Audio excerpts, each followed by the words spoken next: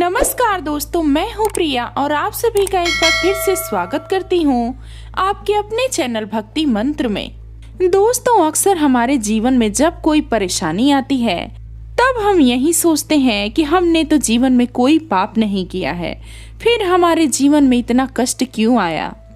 तो दोस्तों, चलिए इस बात को एक कहानी के माध्यम से समझते हैं। एक राजा ने ब्राह्मणों को भोजन के लिए निमंत्रण दिया। राजा का रसोइया खुले आंगन में भोजन पका रहा था। उसी समय एक चील अपने पंजे में एक जिंदा सांप को लेकर राजा के महल के ऊपर से गुजरी।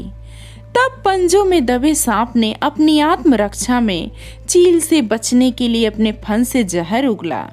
ये जहर जाकर ब्राह्मणों के लिए बन रहे भोजन में जा गिरा। किसी को इस बात का पता भी नहीं चला। राजा ने ब्राह्मणों को आदर सत्कार के साथ भोजन करवाया। कुछ देर बाद ब्राह्मण दर्द से तड़पने लगे और देखते ही देखते सभी की मौत हो गई। ये देखकर राजा को बहुत दुख हुआ और वो अफसोस करने लगा और सोचने लगा कि ये सब कैसे हो गया। लेकिन उसे समझ में नहीं आया कि इसका दोषी कौन है। यमराज, जो सभी के पापों का लेखा जोखा रखते हैं, उनको भी ये समझ नहीं आ रहा था कि इस पाप कर्म को किसके खाते में डालें। राजा के खाते में डालें, जिसको पता ही नहीं था कि खाना जहरीला है, या रसोइया के खाते में डालें, जिसको पता ही नहीं था कि खाना बनाते समय वह जहरीला हो गया है, या फिर वह चील जो जहरीला सांप लेकर भोजन बन रहे स्थान के ऊपर से गुजरी, या फिर वह सांप जिसने अपनी आत्मरक्षा में जहर उगला। बहुत दिनों तक यमराज इस बात का फैसला नहीं कर पाए। फिर कुछ समय बाद कुछ ब्राह्मण राजा से मिलने के लिए उसी राज्य में आए और उन्होंने किसी महिला से महल का रास्ता पूछा।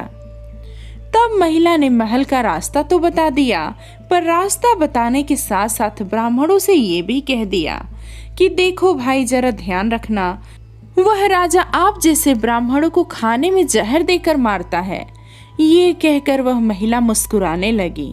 बस जैसे ही उस महिला ने मुस्कुराकर ये शब्द कहे, उसी समय यमराज ने फैसला लिया कि उन मृत ब्राह्मणों की मृत्यु के पाप का फल इस महिला के खाते में जाएगा और इसे उस पाप का फल भुगतना होगा।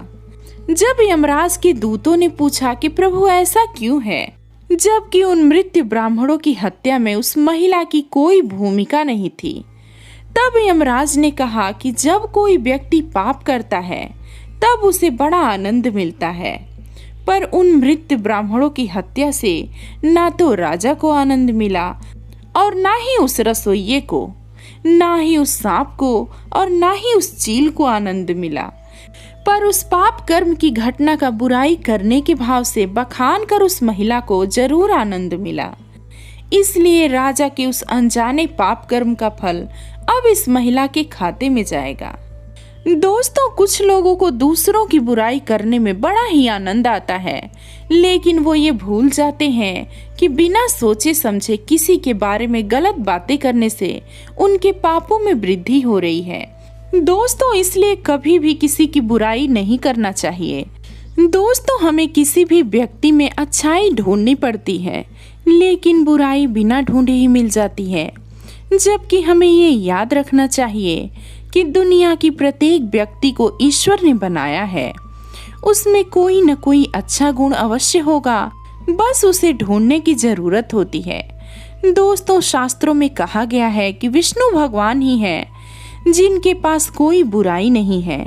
उनके अलावा जितने भी इंसान हैं, सब में कुछ न कुछ बुराई होती है।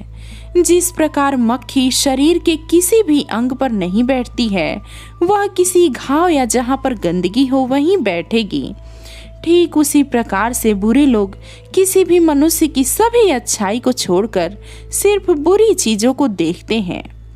किसी की बुराई करना शास्त्रों में पाप कहा गया है।